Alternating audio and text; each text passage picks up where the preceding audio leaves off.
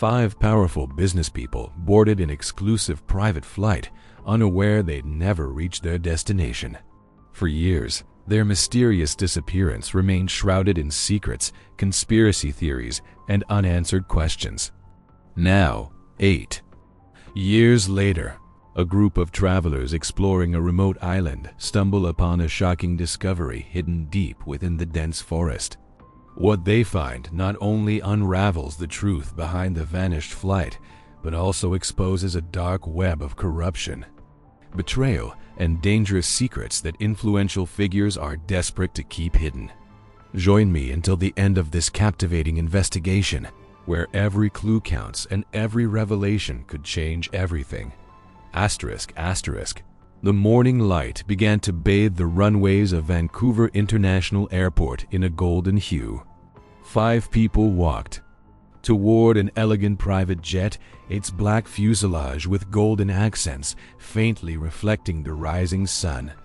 The tension in the air was palpable, like an invisible wire stretched to the brink of snapping. Michael Turner led the group, impeccably dressed in his signature dark blue tailored suit. He walked quickly, confidently, but his hands betrayed him. He compulsively twisted the gold ring he always wore, a family heirloom. Each turn revealed something deep within him: anxiety, impatience, or perhaps guilt. A few steps behind, Emily Harris, elegant and composed, discreetly checked encrypted messages on her phone. Her green eyes, usually calm, darted rapidly, decoding codes only she understood. Her tight lips showed her concern. "Emily, can you hurry up?" "We don't have all day," Michael snapped, not stopping or turning his head. "I'm right behind." "You, Michael," she replied, feigning calm, quickly slipping her phone into the pocket of her beige coat. Walking behind them was Jack Bennett, owner of the country's most powerful media conglomerate. He smiled, but it wasn't a natural smile. It was the kind that hid far too much. He subtly adjusted a small recording device on his lapel, almost invisible. He was ready to capture any conversation. He knew he'd soon have enough material to protect himself. Next to Jack was Victoria Grayson, a young tech genius, lost in her own mind. Each step she took was accompanied by complex mathematical equations she visualized in her head. This habit, usually comforting, only heightened her anxiety today. At the back of the group, walking slowly with an impassive expression, was Daniel Walker. His calmness stood in stark contrast to the obvious tension of the others. With a quiet gesture, he took out his old pocket watch, checked the time, and slowly put it away.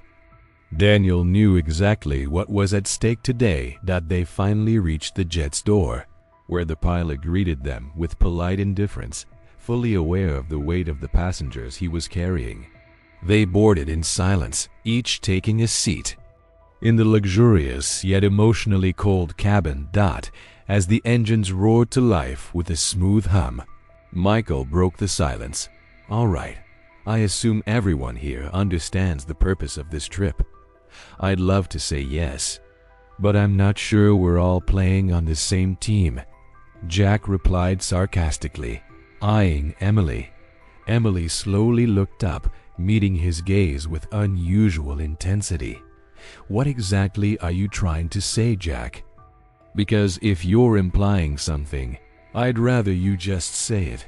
Let's all calm down. This isn't the time for a fight." Daniel stepped in, his voice steady but firm. "We know this meeting is necessary, not because we want it, but because we all stand to gain. All of us?" Victoria asked, raising an eyebrow.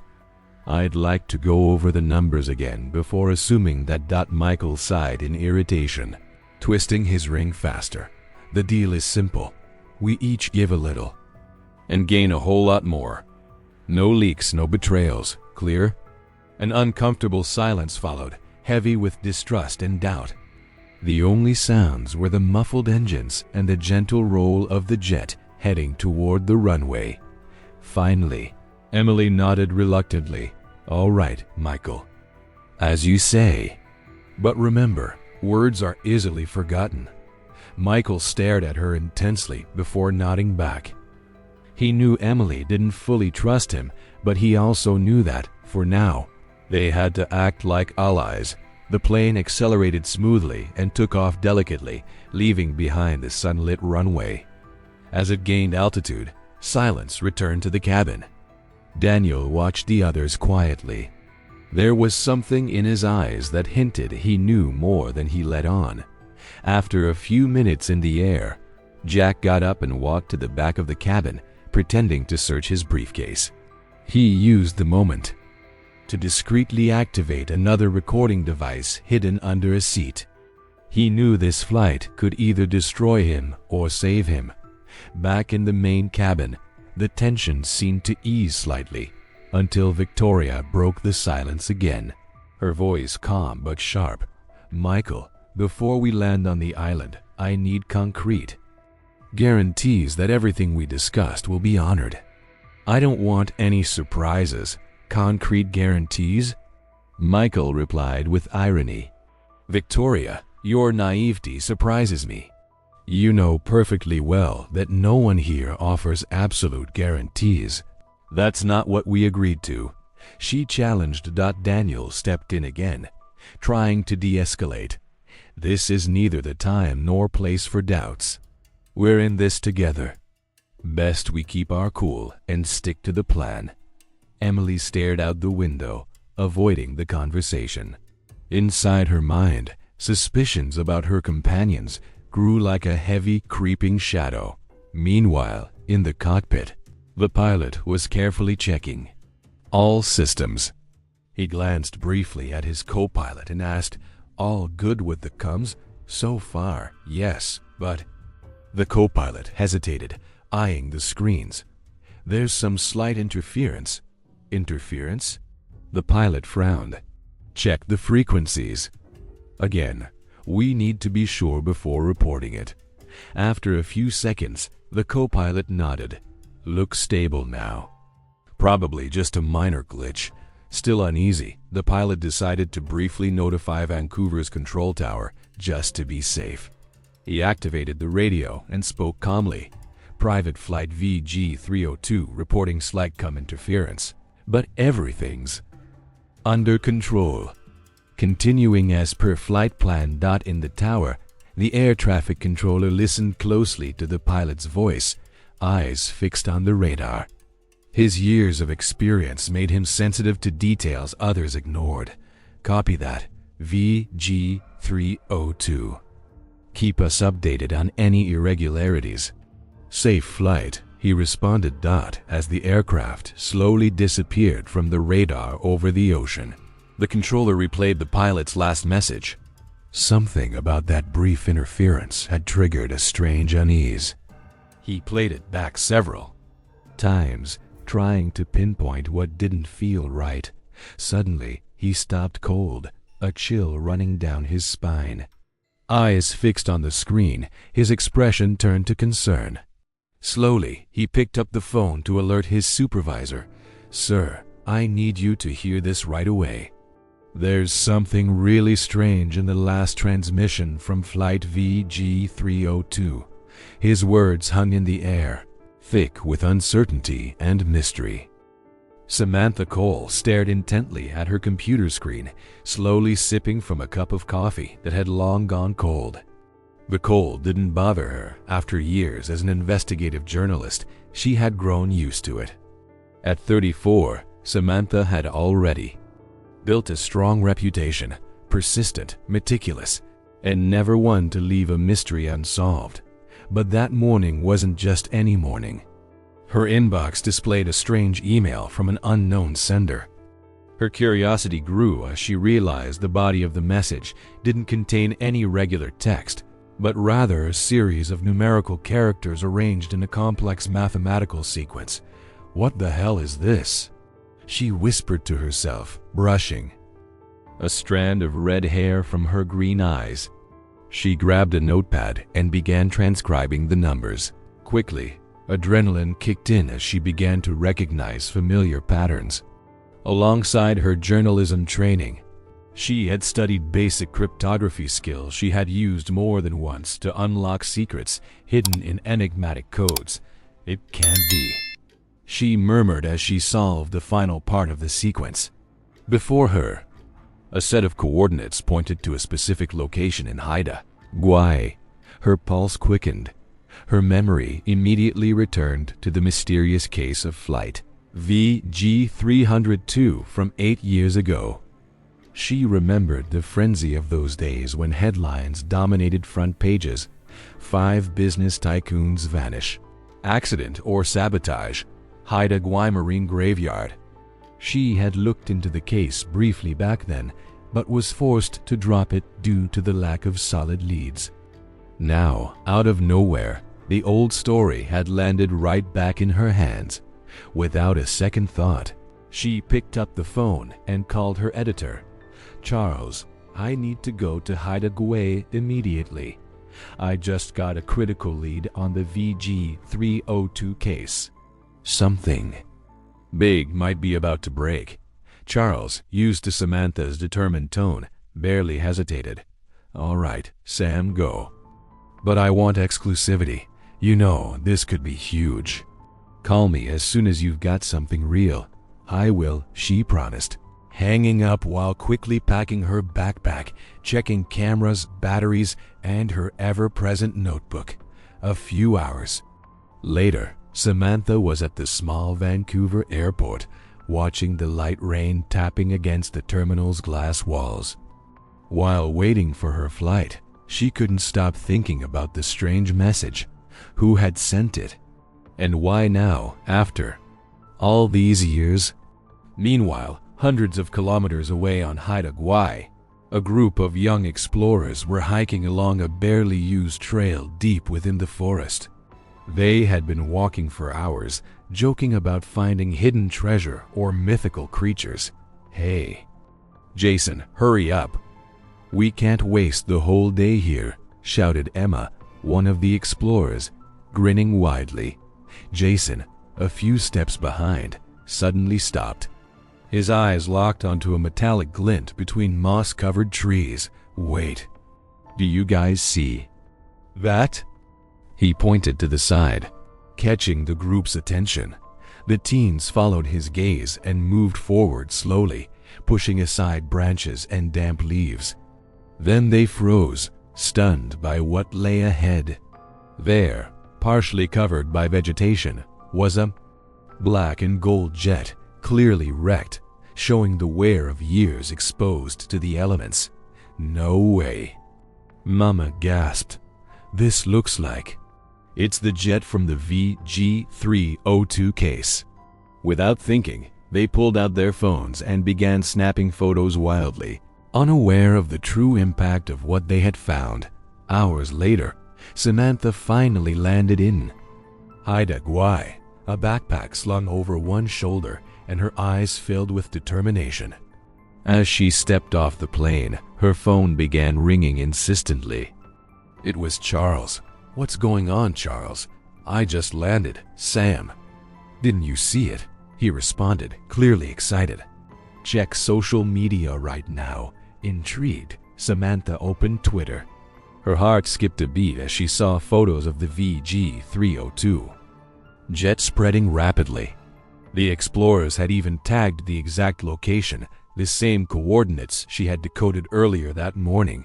"I got here just in time," Samantha whispered, both anxious and thrilled, quickening her pace to exit the airport.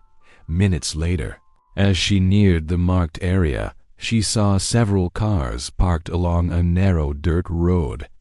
She approached slowly, hearing the excited voices of the young explorers broadcasting their discovery live. "Here it is, the famous VG-302 jet that vanished 8 years ago," Jason said enthusiastically, holding up his phone. "It's almost intact, just covered by plants. This is historic." Samantha stood behind the group, silently staring at the jet that had kept its mystery for nearly a decade. Her mind raced, trying to piece everything together. Emma turned unexpectedly and looked at Samantha with curiosity. "Who are you?"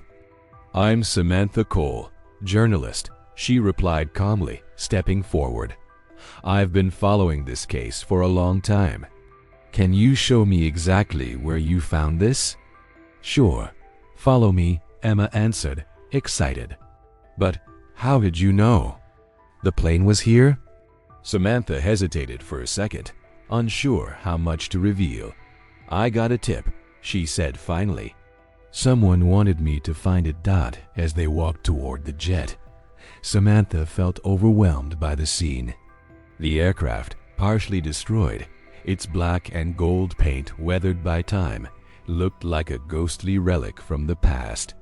The plane's door was slightly open, as if inviting her to uncover the secrets waiting inside. Just then, her phone rang again. Samantha answered quickly. "Charles, I'm right in front of the plane. This is huge. I need logistical support. We have to secure this site before more people show up." "I know, Sam. Authorities are already on their way. But be careful. This case was always tricky. I've got a feeling it's far from over." As Samantha ended the call, she felt adrenaline pumping through her veins. She looked again at the young explorers who were still posting photos and videos to their accounts. That's when she realized what they had found was only the beginning of something much darker. She turned back to the jet's broken fuselage, wondering what secrets were hidden inside and what consequences they might bring. Just as she was about to enter, her phone buzzed again.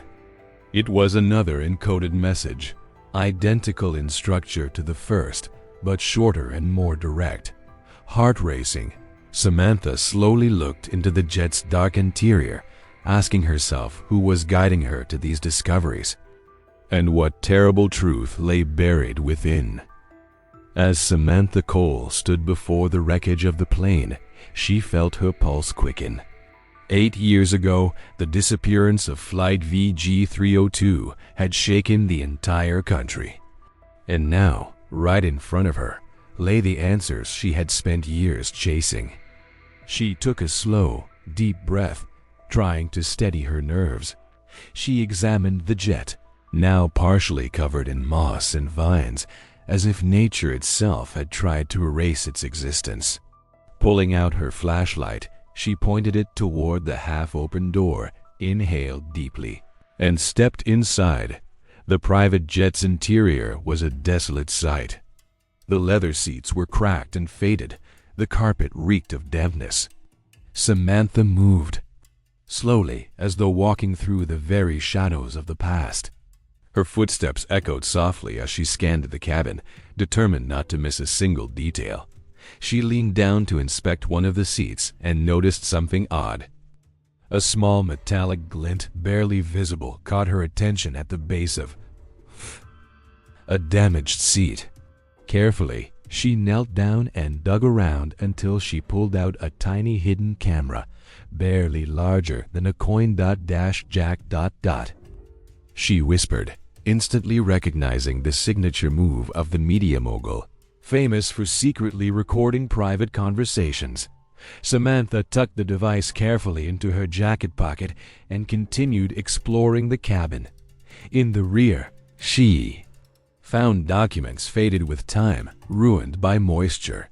But there were no clear signs of the passenger's personal belongings. As she stepped back outside the jet, she heard distant voices and paused. She remembered the young explorers, likely still nearby and caught up in the excitement. She decided to head to a small local hotel to analyze what she had found and piece. Back in her room, Samantha anxiously connected the tiny camera to her laptop. Holding her breath, she watched as several video sequences began to play. Her heart pounded as the silent footage appeared on screen. Jack had done it again. The camera had no audio, only silent visuals that spoke volumes. The first clip clearly showed Michael Turner speaking intensely with Emily Harris. The tension on their faces was obvious. Each gesture revealed accusations, suspicions, and veiled threats. Samantha, unable to hear the dialogue, had to interpret the drama through body language alone. Emily stood her ground, while Michael's anger barely remained contained. In the background, Daniel Walker observed quietly, calmly pulling out his old pocket watch. The next clip showed Victoria Grayson speaking with Jack. Victoria looked nervous, uneasy, her eyes darting as if she sensed something terrible was coming. Jack appeared to be pressuring her, holding a folder whose contents Victoria clearly rejected. "What were you all hiding in here?" Samantha muttered, frustrated at not being able to hear their words. Then came a scene that sent chills down her spine, a heated argument between Jack and Michael. They were both clearly agitated.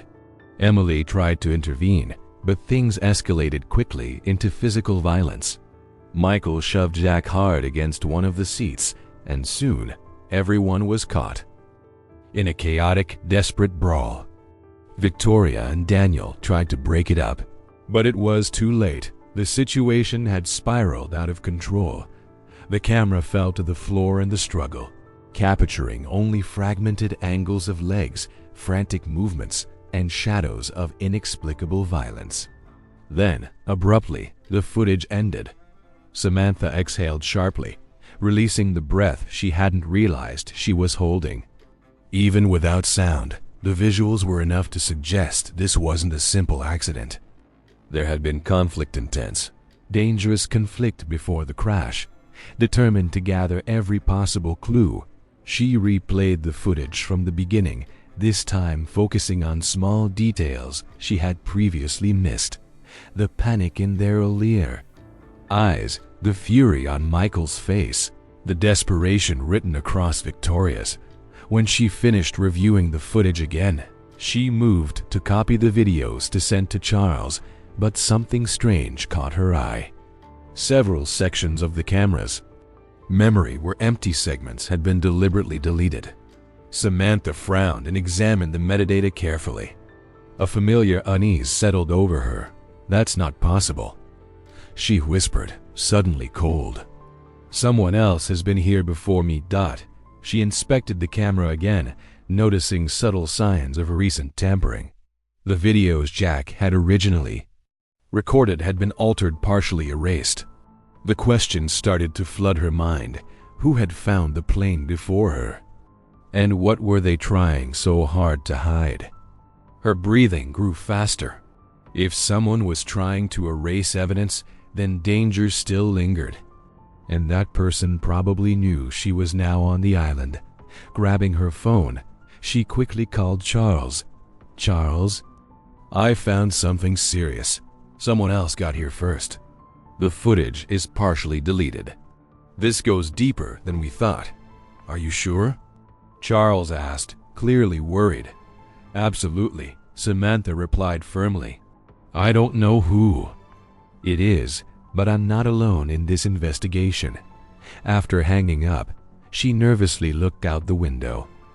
Darkness had begun to fall over Haida Gwaii, the island that just hours earlier had felt like a place of answers, now seemed cloaked in uncertainty and danger. She carefully hid the camera in her bag. She needed to return to the area near the jet before nightfall. With every step she took, she felt an invisible weight pressing on her. Someone was watching. Back in the forest, she noticed something she had missed before: fresh footprints in the damp mud. Tracks that confirmed someone had been near the wreckage, maybe just hours earlier.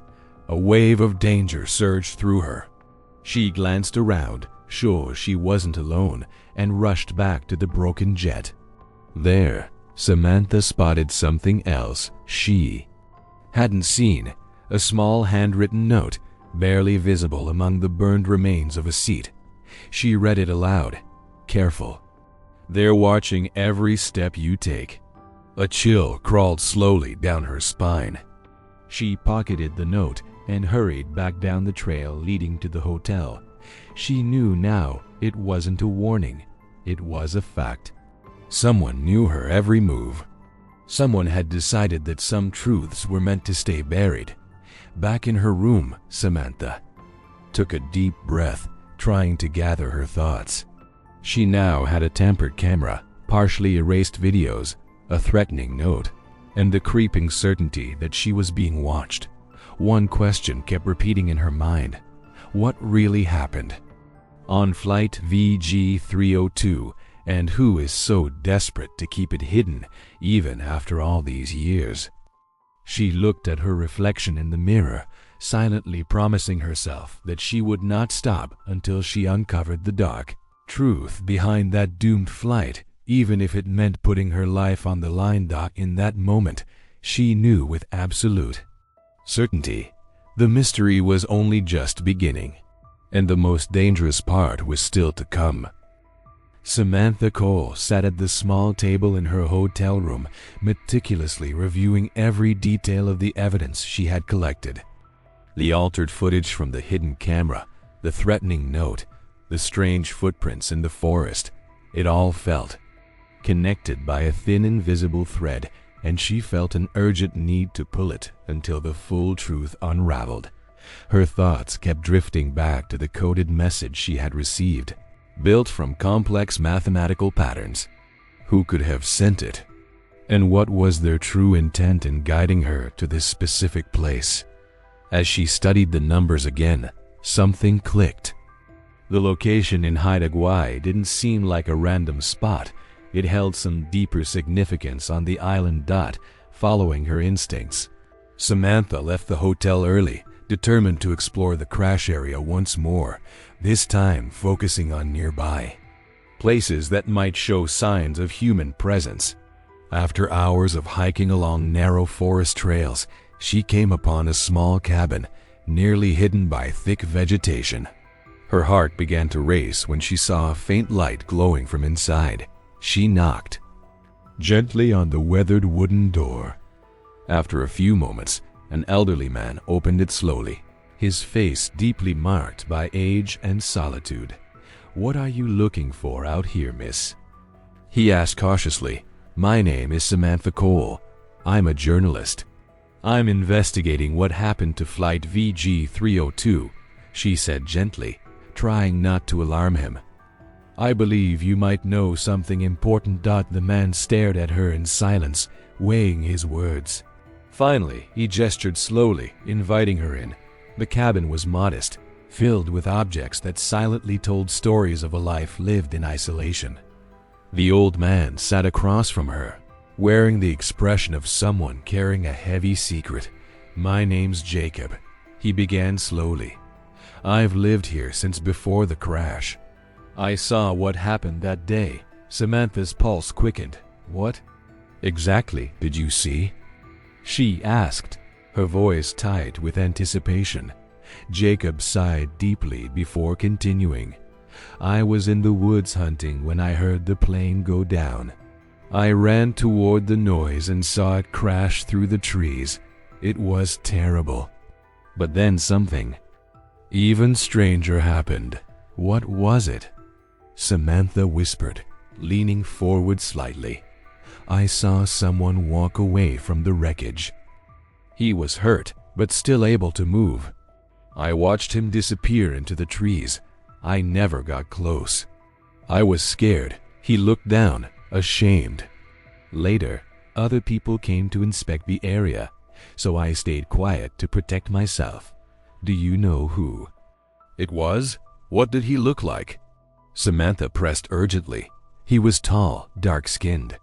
He had something in his hand. Looked like an old pocket watch or something." Samantha felt the air leave her lungs. "Daniel Walker. He was the only one who matched that description and that specific detail." Now more than ever, she was convinced he had survived the crash. "Do you know where he went? Did you find anything else?" she asked quickly. "Yes," Jacob nodded slowly. "A few days later, I found a sort of makeshift shelter near the river. He left it behind. But there might still be things there worth seeing." Samantha thanked Jacob sincerely and immediately set off toward the site he described. Adrenaline surged through her with every step. She finally had a real lead something. Solid dot when she reached the shelter. It was overgrown with plants and partly destroyed by time. But there were still clear signs that someone had lived there for a long while. Inside, she found remnants of food, worn-out utensils, and on a small wall built from scraps of wood, something startling, a series of carefully carved mathematical symbols. Samantha began photographing each symbol. Her mind worked fast, trying to decipher the message clearly left there on purpose. The patterns resembled the strange code she had received by email. There was no doubt. Daniel Walker was trying to communicate something specific. She sat on a nearby rock, focused on decoding the markings. The key was in the numeric sequences. Each one revealed information, dates, places, names. With every symbol she cracked, a hidden story emerged: massive financial fraud, blackmail, and illegal deals involving powerful political figures. Then Samantha noticed a much smaller symbol, different from the rest. It looked like a warning.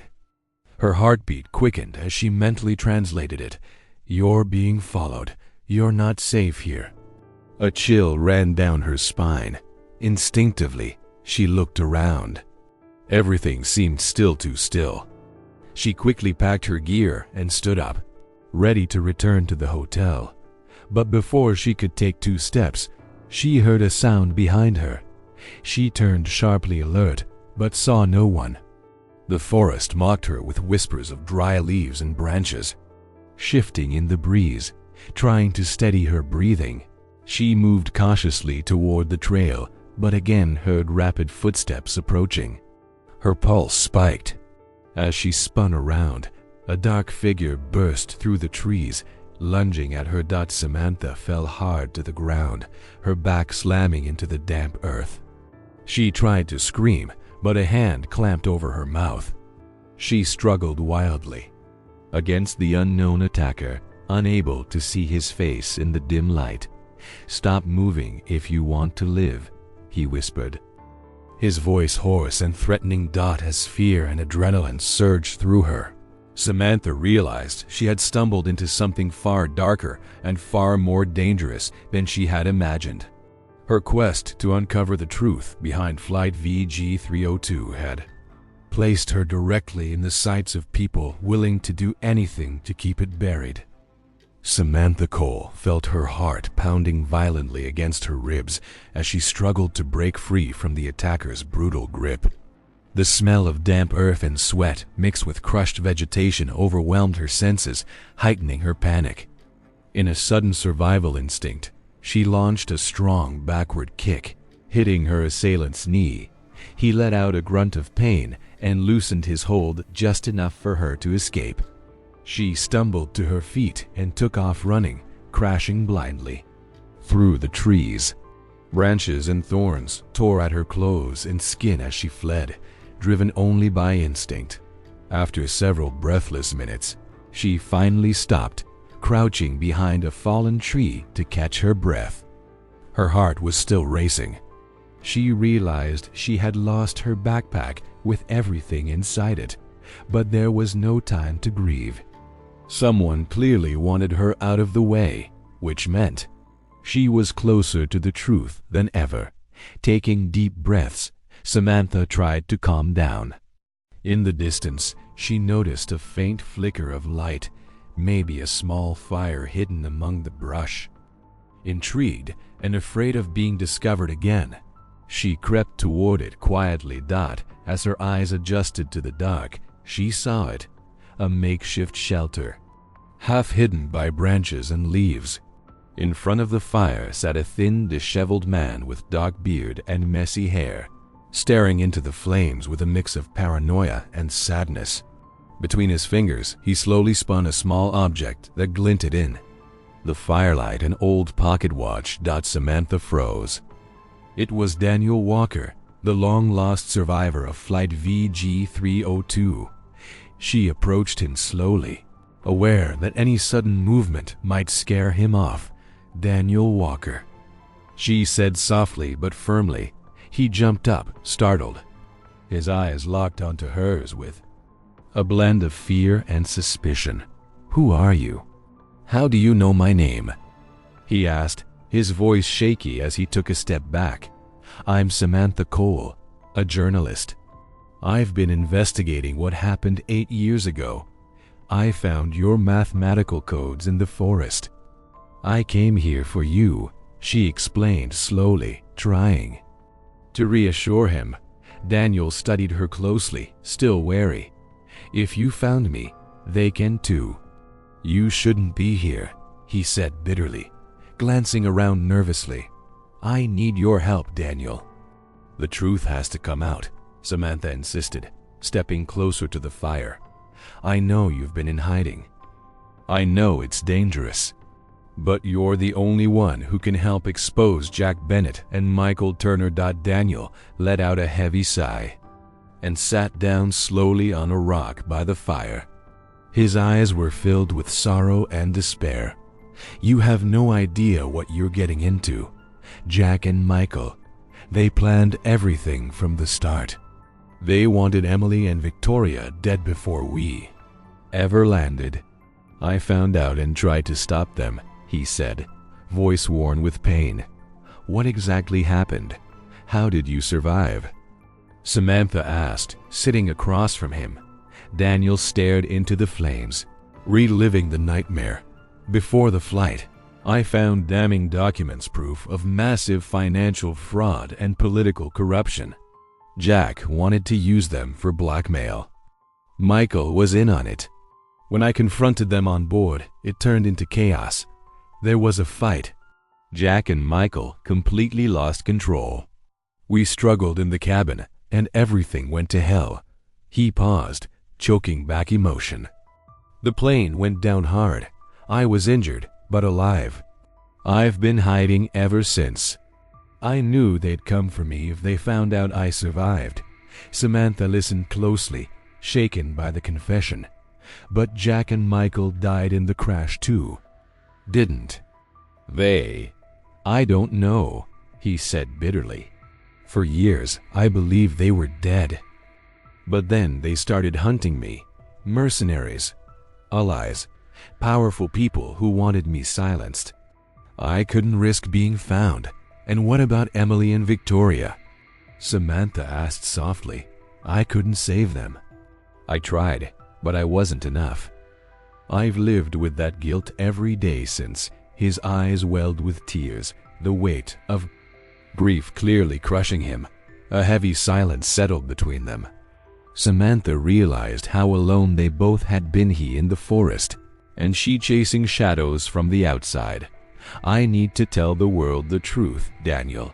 For them, for you, for justice. Help me do it," she said firmly. He looked at her for a long moment, then slowly nodded. "I will. But we need to leave. If you found me, they'll be here soon too." Samantha felt a surge of gratitude. At last, someone who could complete the puzzle. "What documents did you find?" she asked. Daniel went to an old trunk and pulled out a worn folder. "These are bank records, secret transactions, links between Jack, Michael, and powerful politicians and shell companies. If this gets out, it destroys them," he explained, handing her the folder.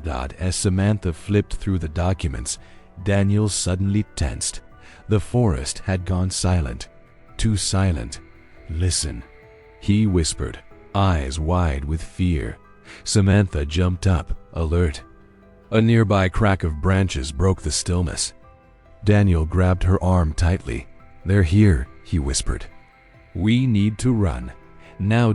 Before he finished speaking, several figures in black emerged from the shadows, moving quickly and menacingly. "Trained mercenaries, hired to wipe out anything left of the crash. Go!" Daniel shouted, grabbing Samantha's hand. They sprinted through the dense, dark woods, the mercenaries close behind. The chase was chaos: shouts, breaking branches, heavy boots thudding across the ground.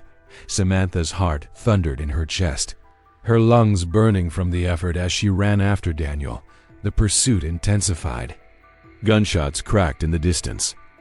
Daniel yanked Samantha into a narrow hidden path, weaving through thick trees and overgrown brush. "This way," he yelled. "I know this forest better than they do, but we have to keep moving." As they ran, Samantha realized just how deep the danger now ran. It wasn't just about truth anymore. It was about survival. In the darkness, Daniel paused, turning to her with grave eyes. "If anything happens to me, promise me you'll get those documents out. This truth can't die with us. I promise," Samantha replied without hesitation. Daniel nodded, breathing hard. The danger wasn't over. They took off again together, swallowed by the dark woods, determined to live long enough to expose the truth buried for years. As they ran, one thing was certain: this was only the beginning of the fight. Samantha Cole's heart pounded wildly as she ran behind Daniel, her feet striking the damp forest floor in a desperate rhythm. The darkness seemed to swallow every trace of light, casting shifting shadows that danced like phantoms around them. "This way, hurry," Daniel shouted, veering down a narrow, nearly invisible path through the undergrowth. Branches scraped their faces and arms, but they couldn't stop, not even for a second. The sound of their pursuers grew louder, harsh voices echoing behind them like sinister war drums. Samantha gasped for breath, her chest burning, but her mind stayed sharp, analyzing every movement. Adrenaline sharpened her senses. Every snap of a twig, every shifting shadow, every muffled footstep became painfully vivid. "Do you even know where we're going?"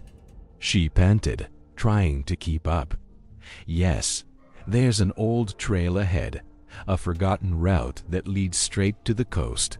We might be able to lose them there," Daniel replied, his voice calm despite the effort. The chase didn't relent. In the distance, sharp commands were barked, followed by rapid footsteps and the occasional crack of gunfire that sliced through the still night. Bullets whistled past, smashing into tree trunks and exploding bark into the air. "Watch out," Daniel yelled, pulling Samantha aside just in time as a bullet skimmed past her shoulder.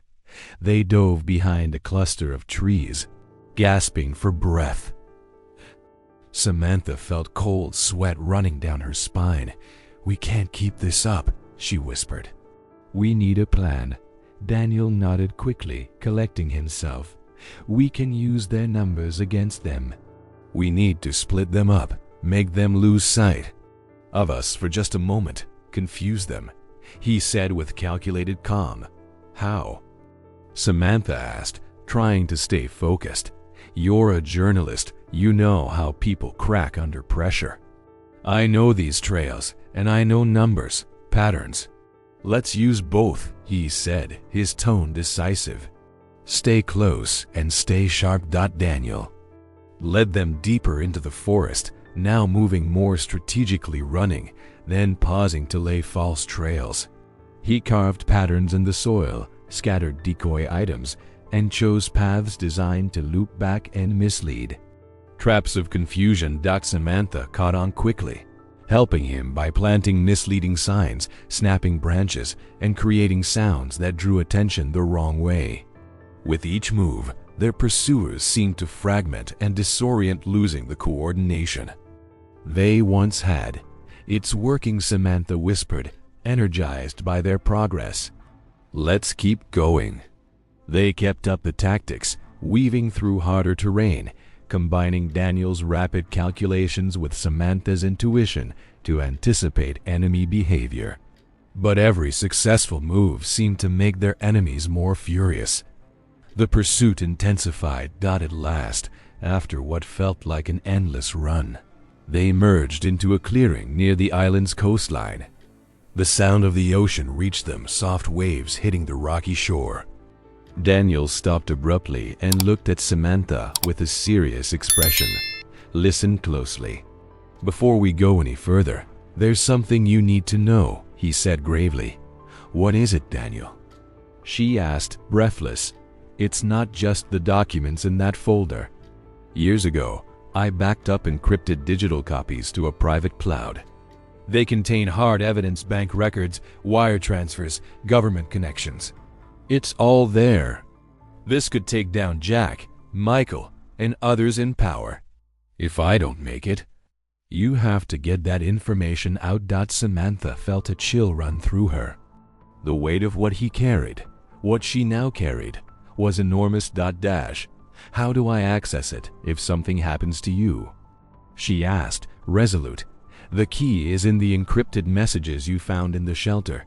You already have the code. You just have to use it. We have to get it out there, Daniel insisted. She nodded firmly, understanding the scale of what was at stake. Just as they prepared to move toward the shore, a sharp sound behind them froze them in place. Their pursuers were close. They ran again, bursting from the trees and onto the beach. Before them stretched the open sea, the moonlight reflecting faintly on the waves. But the rocky cliff ahead cut off their path. They scanned the area frantically. There was no escape. You're trapped. A voice roared from behind, cutting through the night.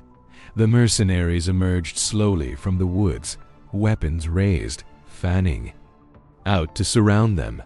Samantha and Daniel backed toward the cliff's edge, the drop behind them steep and deadly. Just when it seemed like there was no hope, Samantha saw something in the distance, a small boat, its silhouette faint under the Chio. Moonlight approaching slowly from the open sea. She looked at Daniel in disbelief. "Who is that?" she asked, her voice trembling. "I don't know. It could be help. Or it could be another threat," Daniel replied, his voice taut with tension. The mercenaries hesitated too, now noticing the boat. They exchanged glances, unsure, the situation shifting by the second. Daniel gripped Samantha's arm tightly, locking eyes with her. "Whoever it is, we have to take the risk. If we don't jump, they'll kill us." "Trust me, Dot," she nodded. There was no other option.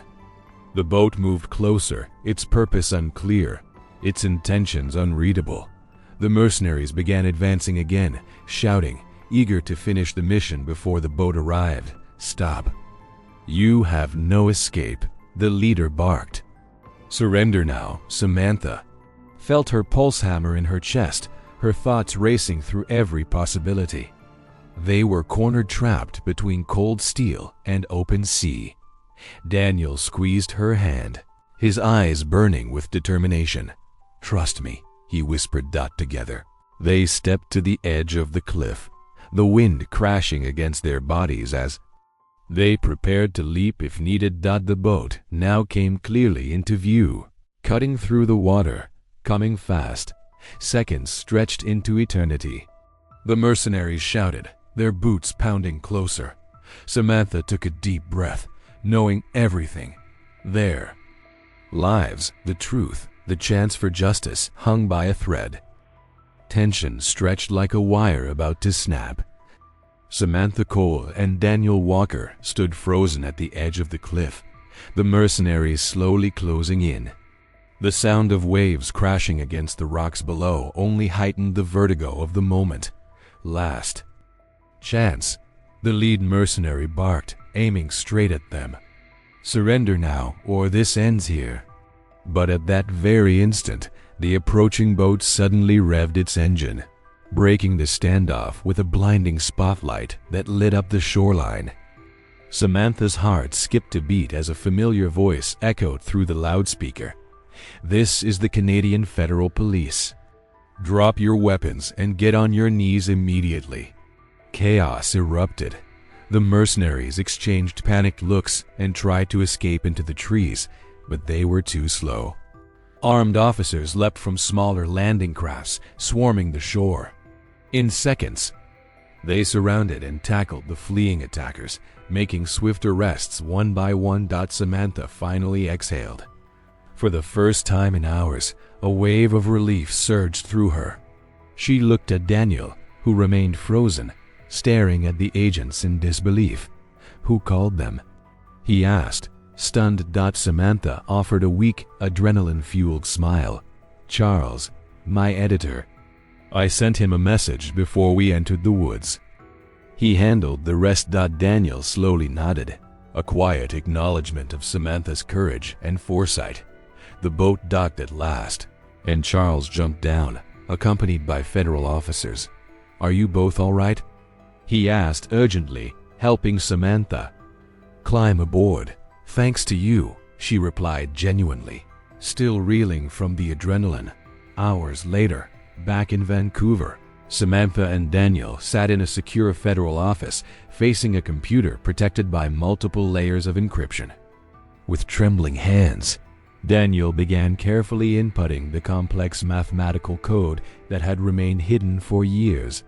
This is it, he said solemnly. Everything that's been buried will now come to light. A tense silence filled the room.